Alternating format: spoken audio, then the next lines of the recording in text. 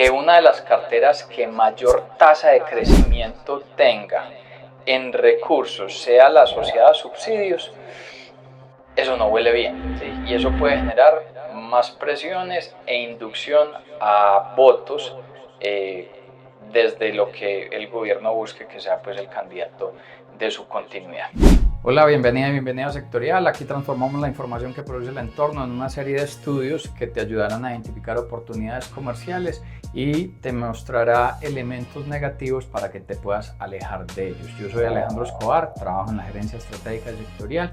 En este capítulo, como ya tenemos aprobado el presupuesto general de la nación, vamos a mirar cuáles son los sectores que van a estar beneficiados, van a tener un mejor incremento en los recursos, cuáles van a estar afectados, donde se va a dar una disminución en el flujo financiero y tener pues alertas también sobre ellos. Bien, entonces se presentó el presupuesto al Congreso. ¿Quién lo presenta? El gobierno. Buscaba 557 billones de pesos para el 2026 para cubrir tanto su funcionamiento como las decisiones de financiación y también la parte asociada a inversión. El Congreso le hizo un recorte del orden de unos 10 billones, entonces vamos a hablar de un presupuesto de 547 billones que cuando lo comparas con el que se aprobó en 2025 va a haber un incremento del 7%. Buena noticia que se tramitó por el Congreso, que esa amenaza de ser aprobado vía decreto, que es antidemocrático, que también tiene muchos vicios de constitucionalidad, no se materializó. Entonces, que sigue dando un mensaje a nivel local y a nivel global que Colombia sí respeta las instituciones pese a las presiones en los mensajes que se presentan muchas veces desde el gobierno. Elemento negativo, este presupuesto solamente el 16% va para la inversión, mientras que el 66% va para el funcionamiento y la inversión es lo que promueve mejores ritmos en materia de crecimiento económico.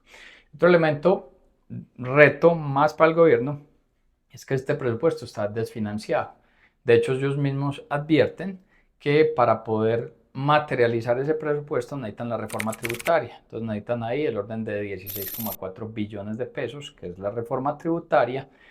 Y muchos analistas advierten que incluso el problema financiero o de desfinanciación del presupuesto es mucho mayor.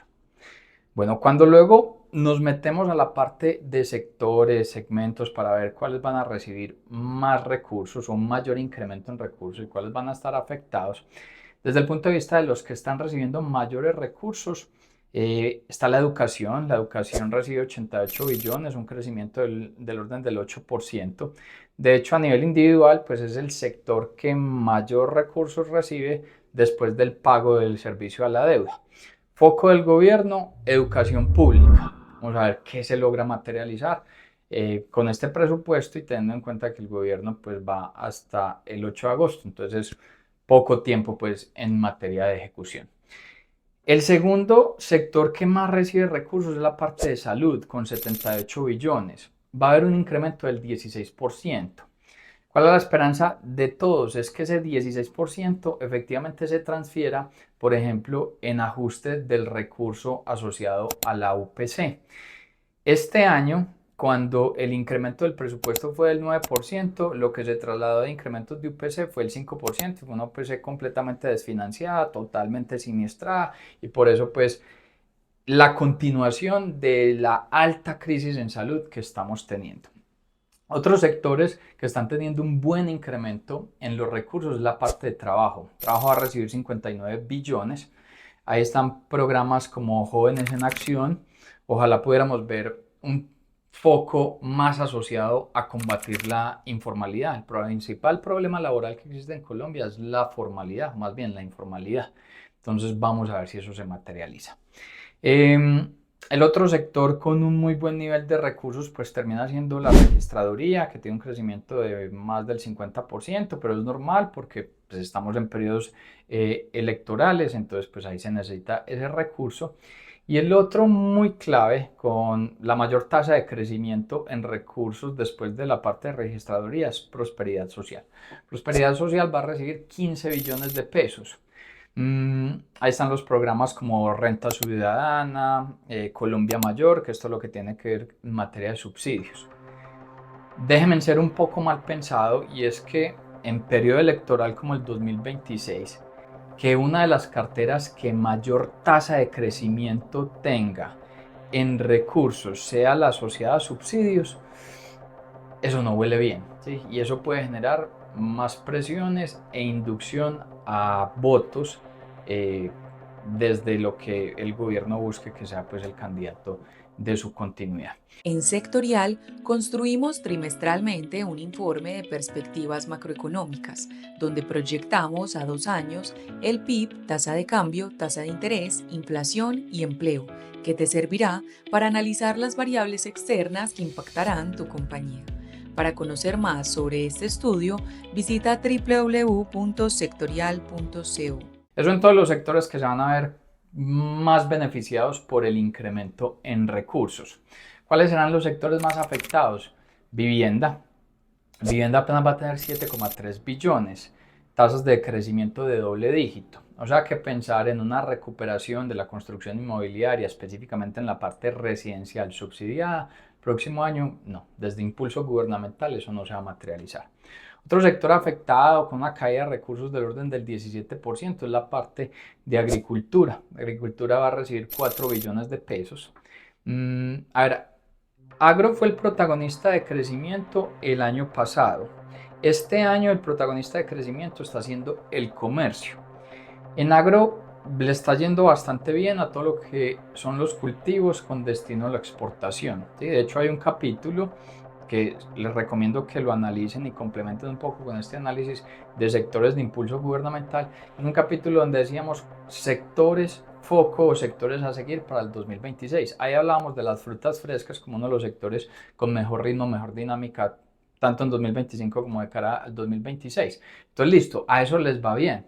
Pero recordemos que en Colombia tenemos un problema gigante en agro asociado a los cultivos que no se exportan, como es el caso del arroz, como es el caso de la papa. Y con una caída en los recursos para la cartera de agricultura, no descarten un paro agrario el próximo año. Y el otro sector afectado es tecnologías de la información y comunicaciones, TIC. Va a recibir 2,1 billones de pesos, también un decrecimiento del orden de doble dígito que generará pues retos en pleno proceso de adopción de tecnologías 5G. Bueno, hablamos al principio que este presupuesto está desfinanciado. Entonces, ¿qué dice el gobierno? Que le va a poner más impuestos para poder materializar su financiación. Y esto es bastante particular porque este es el gobierno hace mucho tiempo que más recursos tributarios está recibiendo o ha recibido. ¿Y por qué digo esto? Miren, al finalizar el gobierno anterior, el ministro José Manuel Restrepo, el ministro de Hacienda de ese momento del presidente Iván Duque, a final del gobierno sacó una reforma tributaria. La mayor parte de esos recursos pues no los recibió el gobierno anterior, terminó recibiéndolo el gobierno actual. Luego, comenzando el gobierno del presidente Petro, el ministro Campo presenta una reforma tributaria y se materializa, se aprueba por el Congreso. Entonces este gobierno ha recibido 2 reformas tributarias. Y ahora se habla de una tercera reforma tributaria para poder materializar pues este presupuesto. De hecho hay un capítulo, es una serie de capítulos que también les recomiendo que lo analicen, se los voy a dejar en la descripción, que es nosotros desde Sectorial creemos que hay un camino para disminuir los impuestos de Colombia. Colombia tiene las tasas de impuestos más altas para personas y más altas para empresas en nuestra región y ese es uno de los grandes limitantes de crecimiento, de productividad y por eso también es uno de los efectos en los cuales en nuestro país hay tanto nivel de informalidad. Eso es una serie de 3 capítulos que se llama Camino para reducir los impuestos en Colombia, entonces para que le den una mirada. Entonces, el camino que está planteando el gobierno es más impuestos. Luego ahí, cuando uno mira este presupuesto, el presupuesto está desfinanciado, entra un actor como el Comité Autónomo de la Regla Fiscal. Ese comité autónomo, pues lo que busca o vigila es que las finanzas estatales se manejen de una manera ortodoxa, buscando que el déficit fiscal de nuestro país confluya al orden de un 3%, que la relación de deuda sobre PIB no supere el 71% y se mantenga en un nivel ancla del 55%. ¿Ellos qué advierten?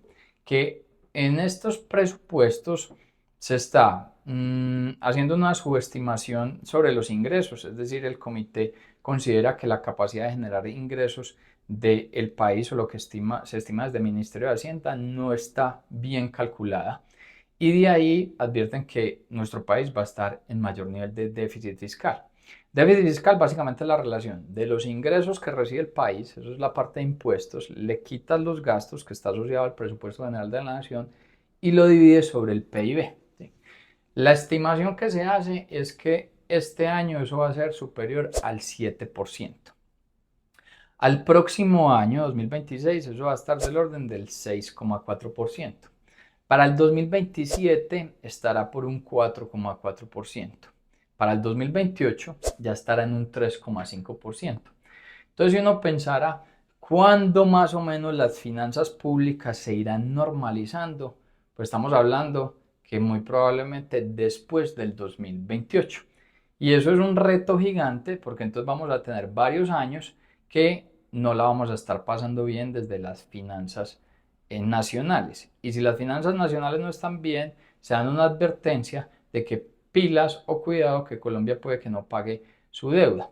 Si Colombia no paga su deuda, las posibilidades de tener un grado de inversión en nuestro país son nulas, entonces seguiremos teniendo tasas de cambio elevadas que nos presionan el costo de las importaciones y que por ende nos presionan la inflación y nuestras capacidades de consumo y demanda son mucho menores. Te doy las gracias por haberme acompañado en este capítulo. Si llegaste hasta aquí, probablemente te interesa más contenido sobre sectores, contenido sobre entorno. Te invito a que nos visites en nuestras diversas redes sociales. Ahí compartimos constantemente contenido exclusivo y nos vemos el próximo viernes en un nuevo capítulo.